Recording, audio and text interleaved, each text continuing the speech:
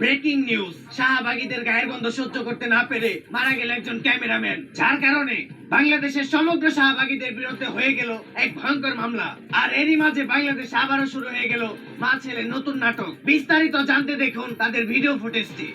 বাংলাদেশের আইন কতটা জঘন্য হলে এর মধ্যে একটা বুইরা মহিলা আমার ধর্ষণ মামলা দেয়। 50 বছরের বুইরা মহিলা এর আবার কেউ ধর্ষণ করে কেমনে?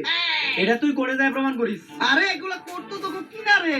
তোরা তো বড় লোক, আমরা তো গরিব। বিএমডব্লিউ এ ঘুরি, ঢাকায় 4-5টা চুলকাটার সেলুন আছে, আমরা তো গরিব। কোর্ট আইন এগুলা তো আমাগো লেগে না, এগুলা তো তোকে কিনা। একটা ছেলে কতটা অসহায় হইতে পারে আমি বুঝাইতে পারবো না। একটা ছেলে কতটা অসহায় হইতে পারে, একটা দুইটা না 5-5টা মামলা করতে এই পঞ্চায়েত মহিলা আমার নামে। আমার যেমনে খুশি অমনে না চাইতাছে। আমার একটা লাইফ আছে ভাই, আমিও মুভ অন করতে চাই। আমি ঘুরমু ফিরমু চুদলিং কম করমু, খাইয়া দিমু, ফষ্টি নষ্টি করমু মাইয়া গো লাগে। আমার এখন আর জুনা নাইকেল খাইতে ভালো লাগে না, আমি এখন কুচি ডাব খামু। তুমি আমার বাসায় আসছো কেন? তুই আমার ফোনে টাকা তোর কলিকে আমার অপশন কইরা বাংলাদেশের ছেলেদের কাশের সাথে আমি চুদলিং কম করতে ওরা নিজেকে তুই আমার ফোন থেকে ট্রান্সফার কইরা বাংলাদেশের কত শত মেয়েরা আমি খেয়ে দিতি, ফষ্টি নষ্টি করতি, এগুলার ছবি ভিডিও তুই নিজেকে তোর ফোনে ট্রান্সফার করে স্টুপিডের বাচ্চা। হ্যালো, মোহনুল আসছে আমার বাসায়। ওরে যেই কাজের জন্য আনছি সেই কাজ না করে ও মারামারি করতেছে।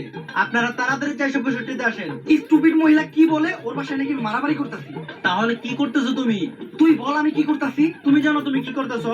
তোরে চুদলিং কম না করলে তুই মামলা উঠাবি না। কি কি? তোরে চুদলিং কম না করলে তুই মামলা উঠাবি না, তুই কর। এটা আমি কোথায় বলছি?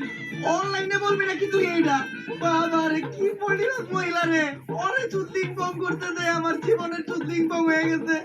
কেউ আমার এই জায়গা থেকে বাঁচান।